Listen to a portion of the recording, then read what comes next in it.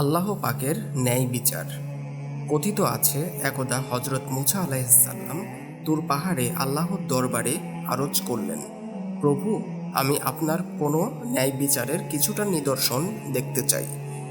আল্লাহ তাআলা উত্তরে বললেন, মুসা, তুমি বড় চটপটে ব্যক্তি, কোনো ব্যাপারে তুমি সহজেই অধৈর্য হয়ে যাও। মুসা আলাইহিসসালাম আরজ করলেন, আপনার প্রদত্ত শক্তি বলেই আমি ধৈর্য ধারণ করতে পারবো।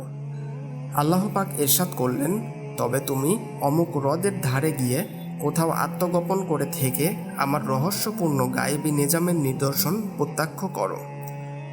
হজরত মুসা আলাইহিসসালাম তথায় গিয়ে হ্রদের কাছে একটি ঢিলার উপর আরোহণ করে চুপ করে বসে গেলেন।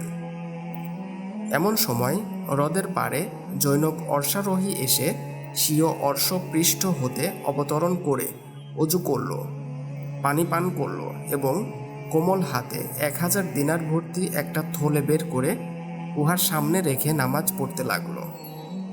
নামাজ শেষে অশ্বারোহী ভুলবশত থলেটি রেখে চলে গেল। ইতিমধ্যে সেখানে একটি বালক এলো এবং হ্রদ হতে পানি পান করল ও দিনার ভর্তি থলেটি নিয়ে চলে গেল। অতঃপর সেখানে অপর এক অন্ধ ব্যক্তি এসে পানি পান করল ও অজু করে নামাজে দাঁড়িয়ে গেল।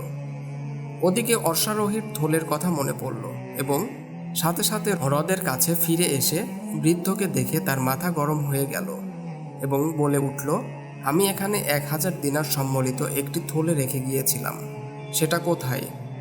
তুমি ছাড়া তো এখানে আর কেউ নেই। বৃদ্ধ বলল, আপনি তো দেখছেন আমি অন্ধ, আমি তা কিভাবে দেখব?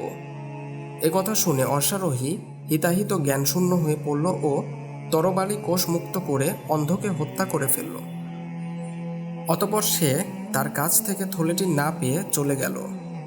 হজরত মুসা আলাইহিসসালাম বললেন, প্রভু, আমার ধৈর্যের বাঁধ ছুটে যাচ্ছে, আপনি তো ন্যায় বিচারক, এর রহস্য কি আমাকে বলুন। সঙ্গে সঙ্গে হজরত জিবরাইল আলাইহিসসালাম এসে হজরত মুসা আলাইহিসসালামের নিকট পুরো ঘটনার রহস্য এভাবে খুলে বললেন, যে বালকটি থলে নিয়ে গেছে সে তারই প্রাপ্য নিয়েছে, কেননা ছেলের পিতা ওই অশ্বারোহীর কর্মচারী ছিল এবং বালক যে পরিমাণ দিনার নিয়েছে তার বাবার পারিশ্রমিক বাবদ পাওনা ছিল। বাকি রইল অন্ধ। এই অন্ধ তার চক্ষু নষ্ট হওয়ার পূর্বে সেই অশ্বারোহীর পিতাকে হত্যা করেছিল, অতঃপর সে কেছাচ হিসেবে নিহত হলো। এভাবে প্রত্যেক প্রাপক নিজ নিজ প্রাপ্য পেয়ে গেল। সুবহানাল্লাহ। হে খোদা, তোমার হিকমত কে বুঝতে পারে? এ জগতে যা তুমি করে যাচ্ছ সব কিছুই তুমি ঠিক ঠিক করছো।